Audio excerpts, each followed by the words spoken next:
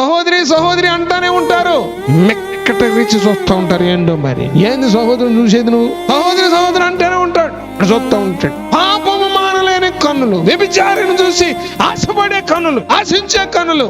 ఆ పొరలు రాలకపోతే పరిశుద్ధాత్మ అభిషేకం నిలబడదు నీ మీద. ఆయన కుమ్మరిస్తూనే ఉంటాడు, నీ చూపు మారాలి. పాపము మానలేని కన్నులు, బహుమానాన్ని ఆశించి, దేవుని బిడ్డలారా, బహుమానాన్ని ఆశించి తిన్నని మార్గమును విడిచిన బెయ్యూరు కుమారుడైన బిలాము పోయిన మార్గమును బట్టి త్రోవ తప్పిపోయిరి. పాపము మానలేని కన్నులు. నువ్వు పరిశీలన చేసుకో. నీ చూపులు ఏమైనా తేడా ఉందనిపిస్తే, పురుషుడైనా స్త్రీ అయినా, నీ కన్ను తేటగా ఉండాలి. నీ కన్ను తేటగా లేకపోతే నువ్వు డ్యూటీ మానేసేయి, కూలి మానేసేయి, సేవ మానేసేయి. ఇంటికెళ్ళో ఉపవాసం ఉండో, గోనె పట్టు కట్టుకో, ప్రతిష్ఠించుకో.